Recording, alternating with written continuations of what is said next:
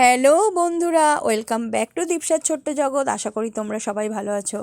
আমরাও খুব ভালো আছি। আরও একটা নতুন ভিডিও নিয়ে আমি পিয়ালি তোমাদের সামনে হাজির হলাম। তো দেখতেই পেলে ওখানে হচ্ছে আমি কতগুলো আলু নিয়ে নিয়েছি। তো এখানে দেখো এই আলুগুলোকে ছাড়িয়ে তোমার ডুমো না, সরি, মানে একটা আলুকে 2 পিস করে আর কি কেটে নিয়েছি। তো এবারে আলুগুলো সব সিদ্ধ করতে দেবো আর কি। তো আজকে তোমাদের সাথে একটা রেসিপি, আলুরই একটা রেসিপি তোমাদের সাথে শেয়ার করব। তো এতগুলো আলু আমি যে রেসিপিটা করব তাতে লাগবে না। আলুর দম বানাবো আর কি বানাবো সেটা চলো দেখা যাক। সেই জন্যই এতগুলো আলু নেওয়া, নাহলে এতগুলো আলু আমার এই রেসিপিটার জন্য প্রয়োজন ছিল না। আমি অল্প করে বানাবো। তো চলো দেখা যাক কি বানাই। আর এইদিকে দেখো ধনেপাতা কুচিয়ে নিয়েছি, দেখতেই পাচ্ছ। আর তারপরে দেখো টমেটো কুচানো রয়েছে। টমেটোটা আমার আলুর দমের জন্য লাগবে।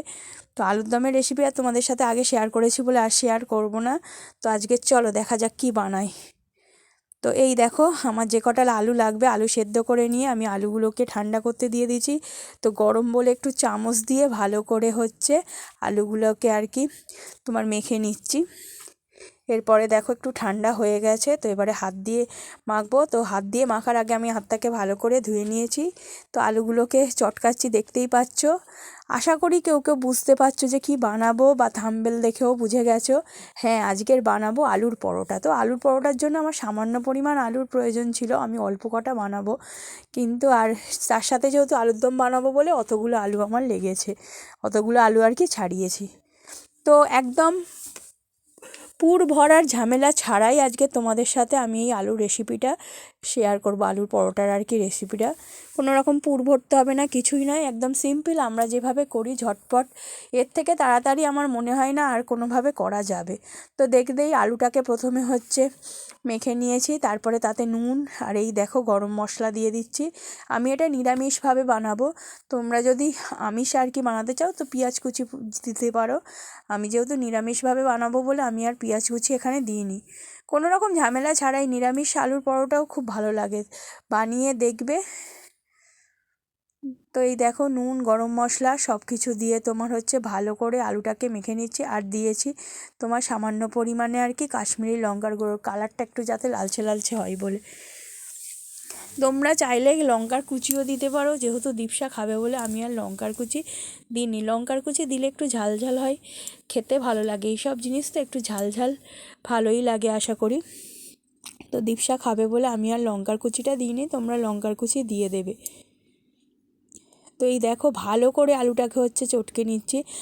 আমার মনে হয় না যে হাত ছাড়া অন্য কিছু দিয়ে এত ভালোভাবে আলুটাকে আর কি মাখা যাবে। এরপর ধনেপাতা দিয়ে দিলাম দেখো। তো ভালো করে একদম যাতে না কোনো আলুর টুকরো আর কি থাকে, পুরো একদম স্ম্যাশ হয়ে যায় যাতে আর কি। তো দেখতেই পাচ্ছ মোটামুটি আমার ভালোভাবে মাখা হয়ে যাচ্ছে। তো এই অনেকে হচ্ছে পুর ভরে আর কি করো, মানে ময়দার লেচি আর কি, ময়দা বা আটা যারই বলো লেচি কেটে নিয়ে পুরটাকে ভিতরে দাও, কিন্তু আমি আর পুর ভরবো না। পুর ভরা ঝামেলা ছাড়াই আমি আজকের আলুর পরোটাটা বানাবো। তো দেখতেই পাচ্ছ এখানে আমার আলু মাখাটা মানে রেডি হয়ে গেছে। আর এইদিকে আমি হচ্ছে আটা নিয়েছি, আটাতে হচ্ছে এবার নুন দেবো। তো তোমরা ময়দা দিয়েও করতে পারো, আমার আটা দিয়ে মানে আটা দিয়ে খাওয়ার ইচ্ছা হচ্ছিলো বলে আটা দিয়ে করেছি। ময়দা দিয়ে করলে আমার মনে হয় একটু টেস্টটা বেশি ভালো হয়। তো তোমরা ময়দা দিয়েও করতে পারো, তোমাদের যা ইচ্ছা, আটা ময়দা যার যেটা ইচ্ছা সেটা দিয়েই করবে। তো এখানে আমি শুধু আটা নিয়েছি, আমি আর ময়দা ইউজ করিনি, বা দুটো মিশিয়েও করতে পারো। আটার মধ্যে নুন দিয়ে দিয়েছি, দেখতেই পাচ্ছ স্বাদ মতো। আর এরপরে দেখো কালো জিরে দিয়ে দিচ্ছি। কালো জিরে দিয়ে দিলে না খুব সুন্দর সেন্ট হয়, তোমরা দিয়ে দেখবে শুধু কালো জিরে। মানে এইসব পরোটা বলো লুচি বলো কোনো কিছু কচুরি টাইপের জিনিস করতে গেলে তো কালো জিরেটা দেবে একটু ময়দায় বা আটায়, খুব সুন্দর আর কি তোমার টেস্ট হয়, একটা খুব সুন্দর স্মেল বেরোয়। আর এদিকে দেখো সাদা তেল দিয়ে নিচ্ছি। সাদা তেলটা যে যার মতো দেবে, ময়ন যেরকম উচিত মাখার ক্ষেত্রে লাগে সেরকম পরিমাণে দেবে, এটা আর বলার কিছু নেই। তো এবারে ভালো করে, আমি যেহেতু অল্প কটা করব বলে খুব বেশি নিইনি, অল্প পরিমাণেই সব কিছু নিয়েছি আর সেটাই তোমাদের সাথে শেয়ার করছি।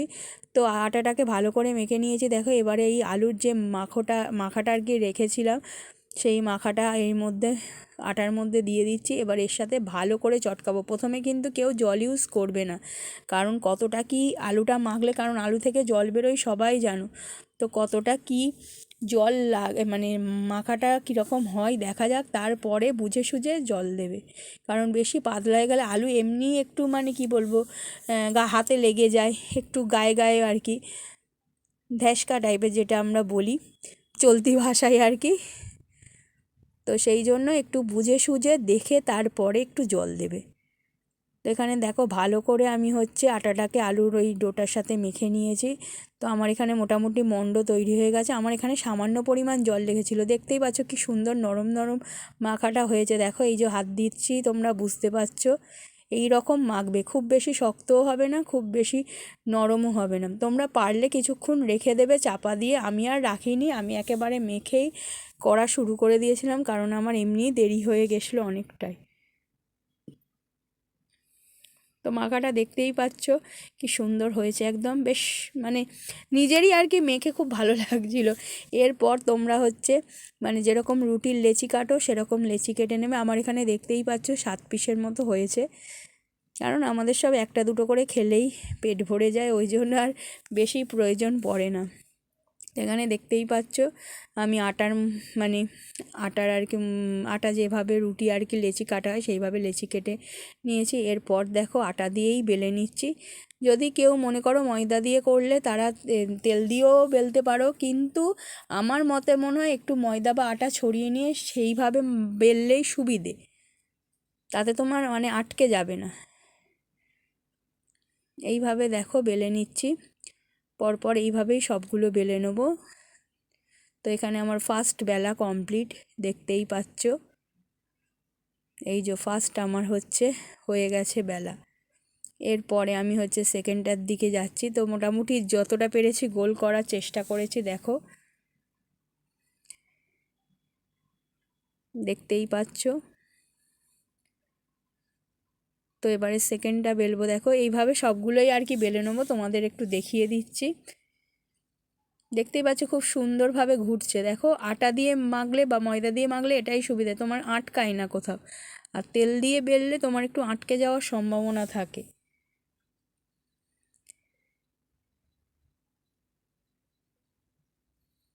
এবার যে ভালো পরোটা বেলতে পারো সেটা তার ব্যাপার, তার ক্রেডিট। সত্যি কথা বলতে কি আমি এমনি খুব বেশি রান্নাবান্নায় পটু নয়, আগেও বলেছি এখনও বলছি। তো এইভাবে সবগুলো মোটামুটি হচ্ছে আমি বেলে নেবো।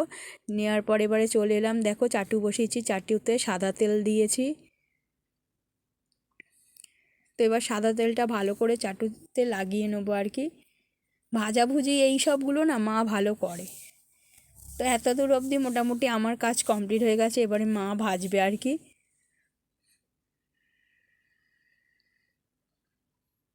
তো দেখতেই পাচ্ছ চাটুটা বসিয়ে চাটুটাই ভালো করে তেল দিয়ে দেওয়া হয়েছে। এবার তেলটা একটু ভালো করে চাটুর চারদিকে লাগিয়ে নিতে হবে, কারণ যেহেতু আটা দিয়ে বেলা তো তেলটা টানবে। তো এখানে আমি সাদা তেল ব্যবহার করেছি, কেউ চাইলে তোমরা ঘিও ব্যবহার করতে পারো। আমার যেহেতু ঘিটা সত্যি কথা বলতে কি সহ্য হয় না, আর অতটা আমার ভালোও লাগে না, সেই জন্য আমি ঘি ব্যবহার করিনি। কেউ চাইলে ঘি দিয়েও মানে ভাজতে পারো, আবার দুটো মিশিয়েও করতে পারো। আমি এখানে শুধু সাদা তেলই ব্যবহার করেছি। তো এই দেখো তেল আমার গরম হয়ে গেছে, তারপরে একটা দিয়ে দিয়েছি উপরে, চাটুর উপরে আর কি। তো এক পিঠ দেখো ভাজা ভাজা হয়ে একটু একটু কড়া করে ভাজবো, কারণ আলুর পরোটা তো একটু মোটা হয়, ওই জন্য একটু ভালো করে দুপাশ ভেজে নেব। তো তোমরা সবাই বানাতে পারো জানি। তো অনেকে হয়তো আটার মানে লেচির মধ্যে পুর ভরে করো, লেচিটাকে ওই আমরা যেমন পুলি বানাই খোল করে নিই, তার মধ্যে পুরটা দিয়ে হচ্ছে তারপরে পুরটাকে ওই মানে খোলটাকে বন্ধ করে তারপরে আবার বেলে নাও। তো আমি এখানে একেবারে সব ভরাভরির মানে কি বলবো ঝামেলা ছাড়াই একদম শর্টকাট আর কি কীভাবে বানাবে তোমাদের সাথে শেয়ার করে দিলাম, যেটা চটজলদি হয় আর কি। আর আমাদের গৃহিণীদের তো আর কি কম সময় কি করে তাড়াতাড়ি রান্নাবান্না করা যায় সেইগুলোই শিখতে হবে না, আর আমরা শিখেও যাই সেগুলো, সত্যি কথা বলতে কি। তো এই দেখো মোটামুটি আমার আলুর পরোটা হয়ে যাচ্ছে, একবারে দুটো দিয়েছি, এই দুটো আগে হয়ে যাক, এইভাবে সবগুলোকে ভেজে নেবে।